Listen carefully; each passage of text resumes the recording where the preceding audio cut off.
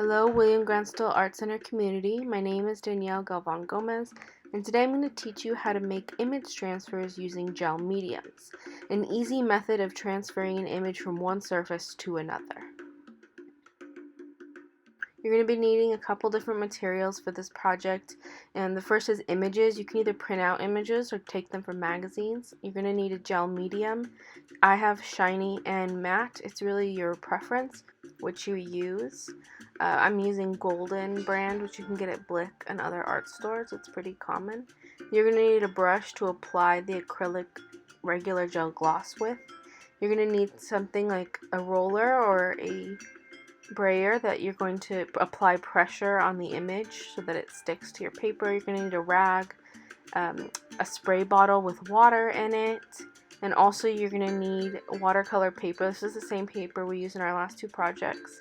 Something that can withstand multiple washes is preferred. So I went ahead and picked an image that I want to transfer. This is an image of my mother. I printed it out in an inkjet printer. You can see the original image on the right and the printed out image on the left. If you want your image to be the same direction as the original, you're going to want to scan it to yourself. So this is a scan of the original image I have, because like in a lot of printmaking, the image is going to come out reversed. So if you don't want it to come out reversed, you're going to have to scan it to a phone or computer, save the file, and then in whatever editing software you're using, I'm just using the normal iPhotos, you're going to want to reverse the image.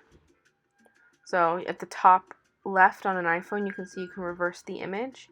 And then from there, you can just hit done and print it out the same way you would a regular image. And this way, when you make the print, it'll be the same direction as the original image. Otherwise, the image is going to reverse. So keep that in mind with all your any subject or any photo that you're choosing. So our next step is to take out our paper, and we're going to prep it with our gel medium. You can also apply the gel medium directly to the image, but in this case I'm going to apply it to our paper.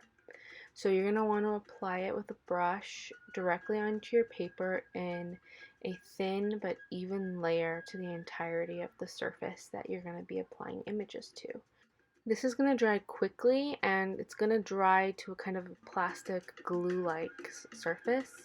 So you're going to want to apply your image face down immediately after you finish prepping your paper with the gel medium, and because it dries so fast. And once you do that, you're going to want to get out your brayer or whatever material you're using to apply pressure. You can even use your hands if you would like, or a book, and make sure that it is completely attached and glued to your paper, and that none of your edges or anything else is sticking up. There are no holes, there are no air pockets, and then leave it to dry out in the sun. I left mine for about an hour. You can leave it for up to 24 hours and you'll get an even better print. Then get out your spray bottle and immediately begin spraying the entirety of the surface where your image is.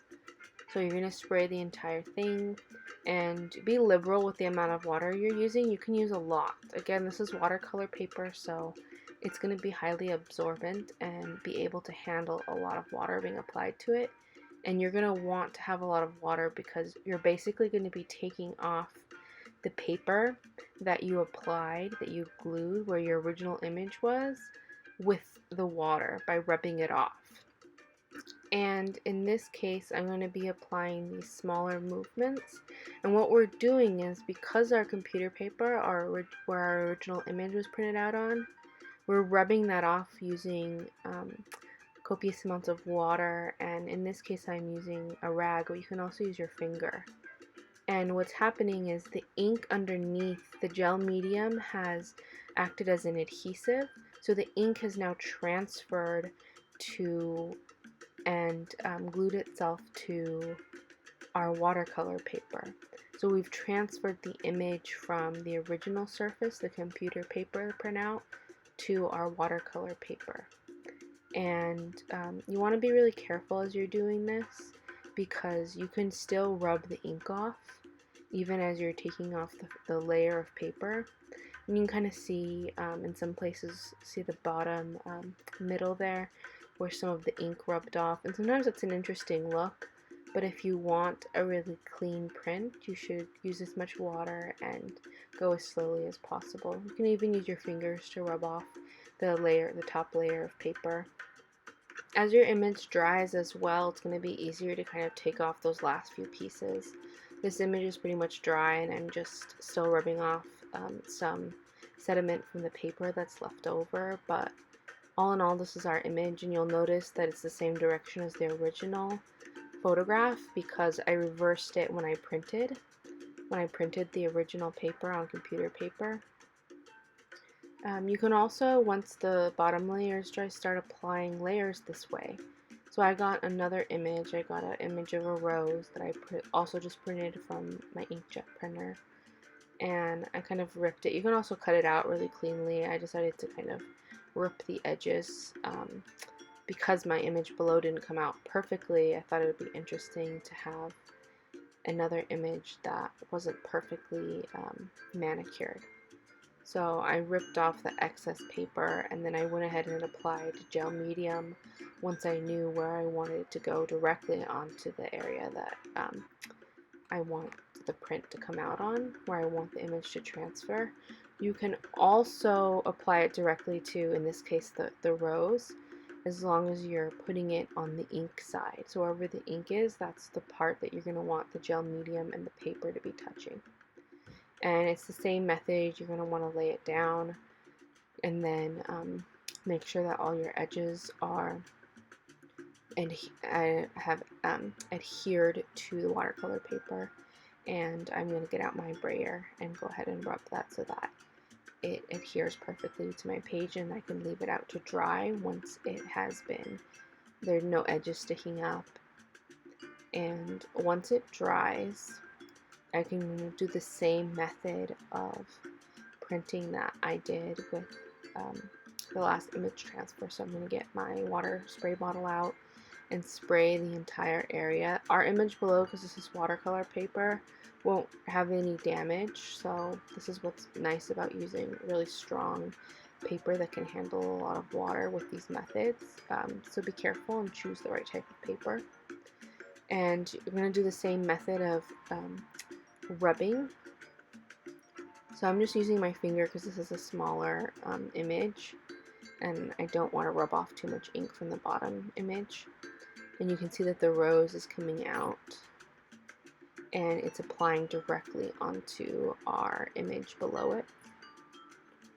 And in this way, you can make image transfers into a multi-layered process. And this is kind of what it looked like when it was done. You can see the rose on top of the original print that I have. And you can also use magazines and printouts from magazines, newsprint. There's a lot of anything that has ink on it. You can use the same methods to apply acrylic gel, put your paper, rub your paper, and then apply water and get a printout from it. Not a printout, but to transfer the image to a new surface. And you can also use different kinds of surfaces. I'm going to show you how I did it onto just a plain plywood board. It's the same method. You're going to apply a thin layer of acrylic gel medium. It should be pretty thin because you don't want it to come out of the sides. It can get kind of messy, but it should still be a pretty even layer because, like I said, you do not want excess gel medium to come out or to rip your paper. So you can see the excess gel coming out of the sides when I apply pressure. You don't want that to happen. It kind of dries like a plasticky glue, and it can kind of be hard to take off once it's completely dried. So again, if it does come out, take it off when it's wet, like now. But again, just try to apply a really thin layer so that you don't have to deal with it at all. A really thin layer everywhere that your image is going to be transferred.